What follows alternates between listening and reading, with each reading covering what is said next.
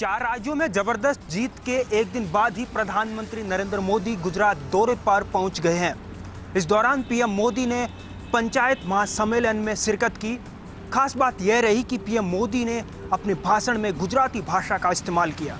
पंचायत महासम्मेलन में अपने संबोधन के दौरान पीएम मोदी ने कहा कि यह बापू की धरती है, यह सरदार पटेल की धरती है। बापू ने हमेशा ग्रामीण विकास की, आत्मनिर्भर गांव की, सशक्त गांव की बात कही।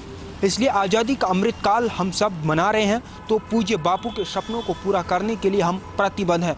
पंचायत महासम्मेलन में पीएम मोदी ने कहा कि ग्राम स्वराज का सपना पूरा करने के लिए पंचायती राज व्यवस्था बेहद महत्वपूर्ण है। इस व्यवस्था को दिशा देने का काम, उसे गति देने का काम आप सभी प्रतिनिधि, पंच, सरपंच कर रहे हैं। वे बोले कि 1.5 लाख से अधिक चुने हुए प्रतिनिधि एक साथ बैठकर गुजरात के उज्जवल भविष्य की चर्चा करें। वहीं गांधीनगर में पीएम नरेंद्र मोदी ने अपनी मां हीराबेन से मुलाकात की। 2022 के आखिर में गुजरात और हिमाचल प्रदेश में चुनाव होने हैं। इस लिहाज से प्रधानमंत्री नरेंद्र मोदी का ये गुजरात दौरा काफी अहम हो जाता है।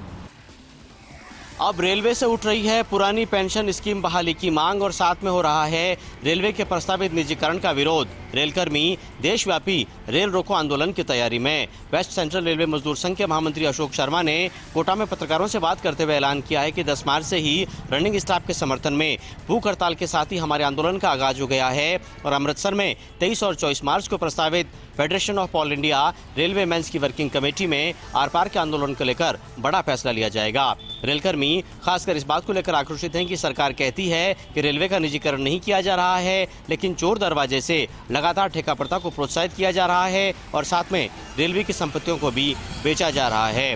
वर्किंग कमेटी के प्रमुख एजेंडों में खाली पड़े पदों को भरने जैसी मांगे भी शामिल है। बीकानेर बार एसोसिएशन के चुनाव हुए संपन्न। विवेक शर्मा सुरेंद्र शर्मा को करीब 166 मतों से हराकर बार एसोसिएशन के नए अध्यक्ष चुने गए। अध्यक्ष बनने के बाद फर्स्ट इंडिया न्यूज़ से बातचीत में कहा कि अधिवक्ताओं के लिए जो कुछ बन पड़ेगा वो करने का प्रयास करेंगे। उनका कहना था कि ये कोशिश रहेगी कि अधिवक्ताओं को मूलभूत सुविधाएं कोर्ट परिसर में मिलें और जो पुरानी मांग है बेंच की स्थापना की, उसको लेकर भी संघर्ष जारी रखेंगे। तो इधर केंद्रीय मंत्री और उत्तर प्रदेश के सह प्रभारी अर्जुन मेघवाल आज बीकानेर पहुंचे। रेलवे स्टेशन में उनका शानदार स्वागत हुआ। उसके बाद प्रेस कॉन्फ्रेंस में मीडिया से भी मुखातिब हुए। फर्स्ट इंडिया न्यूज़ से खास बातचीत में उन्होंने कहा कि उत्तर प्रदेश में गुड गवर्नेंस के साथ साथ कहीं ना कहीं डबल इंजन वाली सरकार पर जनता ने भरोसा जताया है। उनका कहना था कि राजस्थान में भी 2023 में भाजपा की सरकार बनेगी। उन्होंने चुटकी लेते हुए कहा कि मुख्यमंत्री अशोक गहलोत तो सीएम बनने के साथ से ही 2023 की तैयारियों में जुटे हुए हैं, लेकिन कांग्रेस 2 खेमों में बटी हुई है और अब तो लोग भी कह रहे हैं कि कांग्रेस एक डूबता जहाज है। मारवाड़ के जाट समाज को एकता के सूत्र में पिरोने के साथ साथ शैक्षिक स्तर पर मजबूत करने के लिए मारवाड़ जाट समाज संस्थान द्वारा आयोजित किए गए पुस्तक के विमोचन समारोह के अलावा प्रतिभाओं के सम्मान समारोह में मेघालय के राज्यपाल सत्यपाल मलिक ने शिरकत करने के साथ समाज को और अधिक तालीम करने का संदेश दिया। इस विशेष कार्यक्रम में शामिल होने के लिए मेघालय के राज्यपाल सत्यपाल मलिक कल ही जोधपुर आ गए थे। विशेष रूप से इस कार्यक्रम में आज शिरकत करते हुए उन्होंने जिस तरीके से समाज की विभिन्न प्रतिभाओं के उदाहरण भी दिए और मौजूद लोगों को उदाहरण देने के साथ में समाज के प्रबुद्ध लोगों से अपील की है कि समाज को अगर तालीम देंगे तो समाज के बच्चे अच्छे से आगे बढ़ पाएंगे। खास तौर पर उन्होंने बेटियों की शिक्षा पर भी विशेष फोकस किया। इस दौरान उन्होंने किसान आंदोलन के दौरान किसानों के हित में लिए गए निर्णयों को मोदी से अवगत कराने का जिक्र भी किया और कहा कि प्रधानमंत्री को उन्होंने कहा, उन पर जिस तरीके से प्रेशर बनाया उसी के चलते तीनों जो कृषि कानून वापस लिए गए। इस दौरान समाज से संबंधित पुस्तक का विमोचन करने के साथ ही पूरे मारवाड़ से अलग अलग क्षेत्र से समाज के लोगों ने शिरकत करने के साथ संकल्प लिया कि चाहे नशा मुक्ति की बात हो, चाहे बच्चों को पढ़ाने की बात हो या फिर समाज को एकजुट रखने के साथ में आगे बढ़ाने की बात हो, सभी एक मन से पूरी कोशिश करेंगे।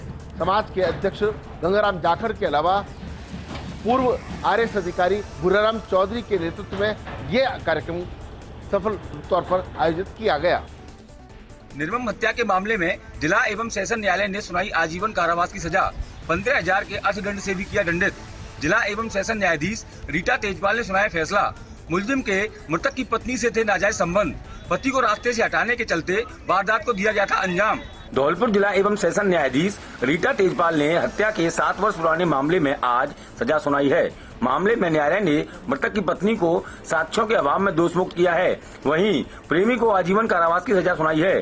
डीजे कोर्ट के लोक अभियोजक सुरजीत लेचौरिया ने बताया कि 21 मार्च 2015 को सदर थाना इलाके के मसरूपुर के रहने वाले माता प्रसाद ने अपने बेटे भोलाराम की गुमशुदगी की रिपोर्ट सदर थाने में दर्ज कराई थी, जिसकी करीबन 5 दिन बाद सेबू इलाके के एक कुएं में लाश मिली थी, जिस पर माता प्रसाद ने भोलाराम की पत्नी और उसके प्रेमी पर हत्या करने का आरोप लगाया था। रिपोर्ट में भोलाराम को शराब के नशे में ले जाकर जूते के फीते से गला घोंटकर हत्या कर सबको कुएं में फेंकने का मामला दर्ज कराया गया था।